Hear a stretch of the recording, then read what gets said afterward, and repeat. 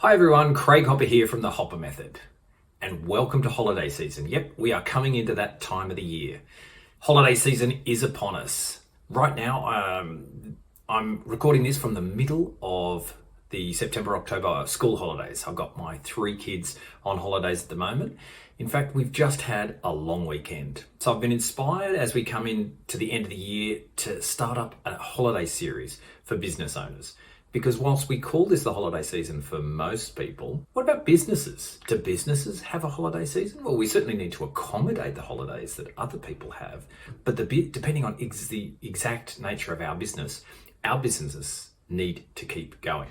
So that involves a number of challenges for us. Some of us, we may find that we shut our businesses down over these breaks. It doesn't make sense for our clients or our staff or all of us to keep the businesses open, but sometimes it actually introduces extra pressures in order to keep the businesses open. Now, if we do shut the businesses down over these time, what does that mean for your income as the business owner? Does your business work when you don't? Do you make an income when your business doesn't? Chances are you don't if you've had to shut things down. As I said, on the other side, to keep them going, that's got some challenges too. So we're going to dig into all of this over a series that I'm calling the Holiday Season Series on the Business Beyond You podcast. But in order to get us started, I thought we would start off small because I've just come off a long weekend. That's right. The end of the year gives us a number of long weekends. This one here in October, the October long weekend, depending on where you are in the country, you either just had Friday off or you had Monday off, or maybe if you're really, really lucky, you might have had both of them off. So I guess the first question I have for all of you is, what did that mean to you? Did that mean time off on the one hand, or did it actually mean working even harder? So let's explore those first of all. So as I said, in my case, I was lucky, or perhaps not luck, but as a result of a lot of hard work, I've been able to set my business up so that it works when I don't. Yep, my main business, my yoga studios, I'm only doing 2 hours a week in these, and they operate 7 days a week. So my yoga studios were open all through the long weekend. I didn't have to do any work.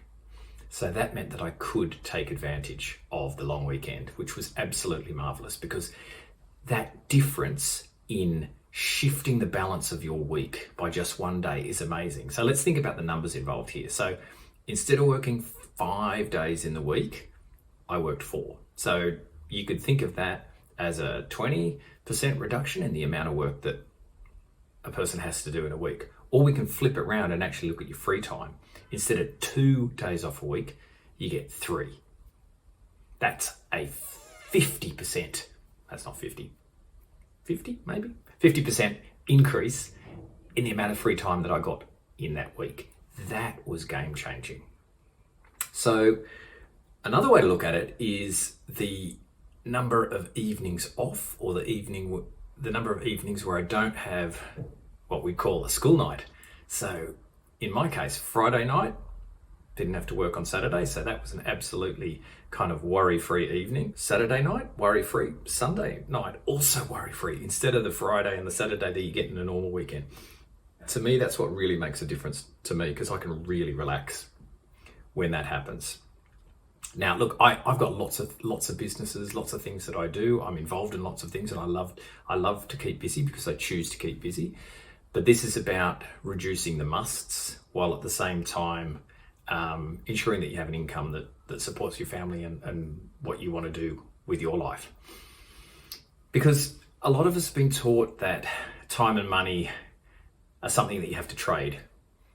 You can have more time, but not more money, because in order to get more time, you actually have to spend money to pay someone to do the stuff that you're otherwise going to have to do. Or you can have more money, but not more time, because you're working really hard to earn the money, and that takes up all of your time. But there is a way to get both of these, and this is what the Business Beyond You is around yourself, around your lifestyle, around your strengths, but that doesn't require you to be in absolutely everything. So in my case, as I said, my yoga studios, we have classes from morning to night across the Saturday, the Sunday, and the Monday. But I've also got staff in place. I've got systems in place that mean that everybody knows what they need to do. The processes are all written down. I've got the right people in place, that they've been trained.